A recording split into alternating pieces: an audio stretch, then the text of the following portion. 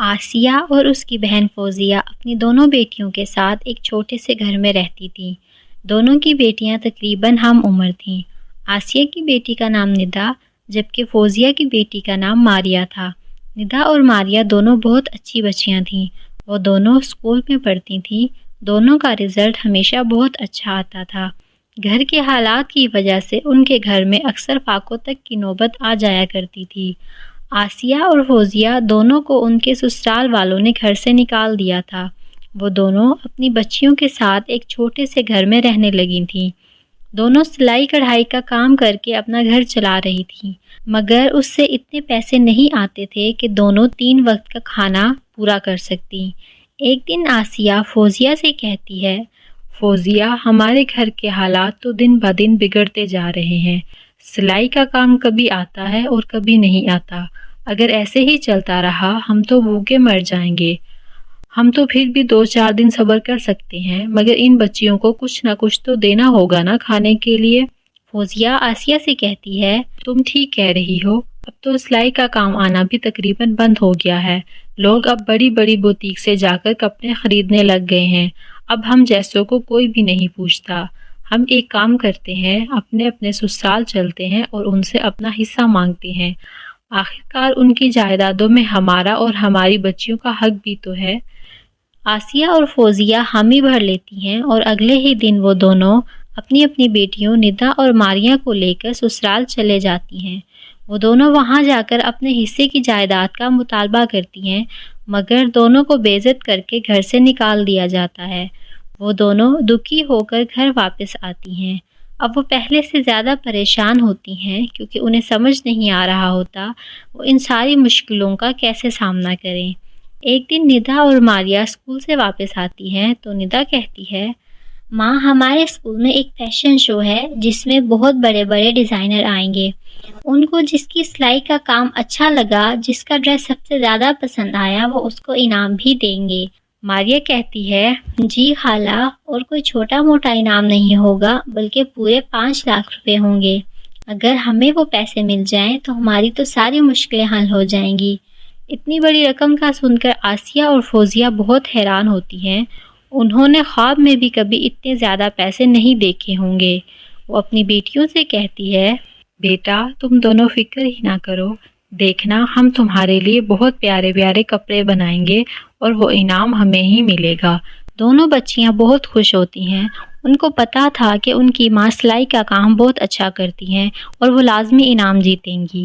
رات کو جب ندا اور ماریہ دونوں سو جاتی ہیں تو آسیہ اپنی بہن فوزیہ سے کہتی ہے، فوزیہ، ہم نے بچیوں کے ساتھ وعدہ تو کر لیا ہے کہ ان کو بہت پیارے پیارے کپڑے سلائی کر کے دیں گے، مگر ہمارے پاس تو اتنے پیسے ہی نہیں ہیں کہ ہم بازار سے جا کر کپڑا خرید لائیں اور ان کے لیے ڈریسز بنا سکیں۔ فوزیہ اور آسیہ دونوں سوچ میں پڑ جاتی ہیں۔ اچانک فوزیہ بولتی ہے، ابھی مقابلے میں 1 ہفتہ باقی ہے، کیوں نہ ہم بازار جا کر کام ڈھونڈیں؟ صرف 1 ہفتے ہی کی تو بات ہے، مزدوری بھی کرنی پڑی تو کر لیں گے۔ اگلے دن فوزیہ اور آسیہ دونوں بازار کے لیے نکل پڑتی ہیں اور کام ڈھونڈنے لگتی ہیں۔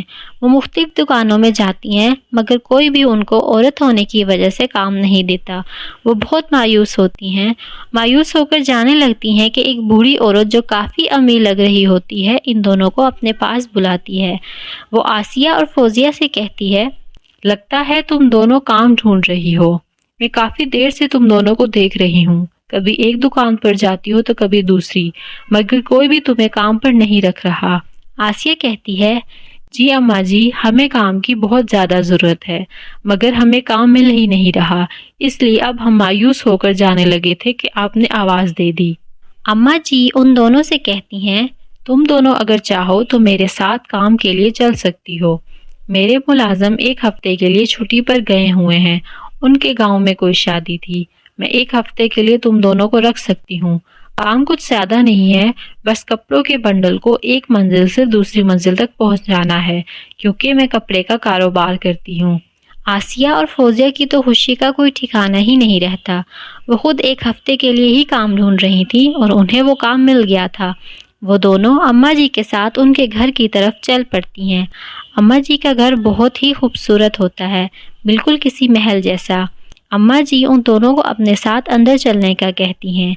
जैसे ही वो घर के अंदर दाखिल होती हैं तो सामने ढेर सारे कपड़ों का बंडल रखा हुआ होता है। अम्मा जी उनसे कहती हैं, ये सारे कपड़े दूसरी मंजिल पर रखने हैं, मैं अपने सारे कारोबार का काम वहीं पर करती हूँ, अब तुम दोनों देख लो ये काम कर सकती हो या नहीं। आसिया अम्मा जी से कहती है, हम ये काम कर लेंगे, इस वक्त हमें काम की अशद ज़रूरत है, हमें इस काम में करने में कोई एतराज़ नहीं है। फिर आसिया और फौजिया दोनों कपड़ों का एक एक बंडल उठाती हैं और दूसरी मंजिल पर रख आती हैं। अम्मा जी उनके काम से काफ़ी खुश होती हैं। वो रात उन दोनों को उनकी मजदूरी भी देती हैं और साथ खाना भी दे देती हैं। ऐसे ही दिन गुजरते रहते हैं। वो दोनों रोज़ाना काम पर जाती थी और अपनी मजदूरी लेकर घर वापस आ जाती थी। आज उनका काम पर आखिरी दिन था। वो अपना काम मुकम्मल करके अम्मा के पास आती हैं। फौजिया अम्मा जी से कहती है, अम्मा जी सारा काम मुकम्मल हो गया है और आज हमारा आखिरी दिन है, हमें उम्मीद है कि आपको हमसे कोई शिकायत नहीं होगी।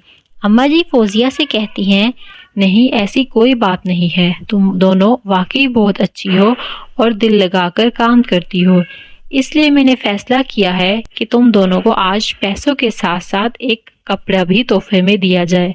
तुम दोनों को जो भी पसंद है वो एक एक उठा लो। वो दोनों खुशी खुशी एक जोड़ा उठा लेती हैं। उनका असल मकसद पूरा हो जाता है। वो जल्दी जल्दी अपने घर की तरफ जाती हैं क्योंकि सुबह स्कूल में फैशन शो था और उन्हें सारी रात जाकर बच्चियों के लिए कपड़े सिलाई करने थे। आसिया और फौजिया दोनों सारी रात जाकर अपनी बेटियों के लिए बहुत प्यारे प्यारे कपड़े बनाती हैं। वो फ्रॉक बनाकर निदा और मारिया दोनों को दिखाती हैं। वो दोनों बहुत ज़्यादा खुश होती हैं। वो सब लोग सुबह स्कूल की तरफ चल पड़ते हैं। स्कूल में इस वक्त बहुत रौनक लगी हुई होती है। हर किसी ने बहुत प्यारे प्यारे कपड़े पहने हुए थे। आखिरकार मुकाबला शुरू हो जाता है। जजेस सब बच्चियों को स्टेज पर बुला लेते हैं और सबके कपड़ों को देखकर उनको नंबर देते हैं। वो नंबर अपनी डायरी में लिखते रहते हैं। 1 घंटे में सारा प्रोसेस मुकम्मल हो जाता है। थोड़ी देर बाद रिजल्ट अनाउंस होने लगता है। पहली और दूसरी पोजीशन निदा और मारिया की फ्रॉक को मिलती है। निदा और मारिया को उनकी वालदा के साथ स्टेज पर बुलाया जाता है और 5 लाख का चेक दिया जाता है। वो चारों आज बहुत ज़्यादा खुश होती हैं। उनको उनकी मेहनत का सिला मिल जाता है। वो चारों पैसे लेकर घर वापस आ जाती हैं। आसिया फौजिया से कहती है, फौजिया आज बिलाखिर हमें हमारी मेहनत का सिला मिल गया है।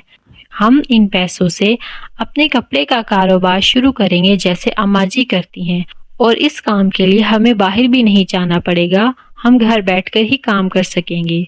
फौजिया को अपनी बहन आसिया का ये मशवरा बहुत अच्छा लगता है। वो दोनों अगले ही दिन बाजार जाकर कपड़ों के बंडल ले आती हैं और अपना कारोबार शुरू कर देती हैं। आहिस्ता आहिस्ता उनका कारोबार पूरे इलाके में फैल जाता है और उनकी अच्छी खासी कमाई होने लगती है। अब वो एक बहुत बड़ी बुटीक भी खोल लेती हैं और बहुत अमीर हो जाती हैं। उनके दिन अच्छे होने लगते हैं। अब उनके पास घर गाड़ी सब कुछ होता है और वो आराम सुकून से अपनी ज़िंदगी गुजारती हैं।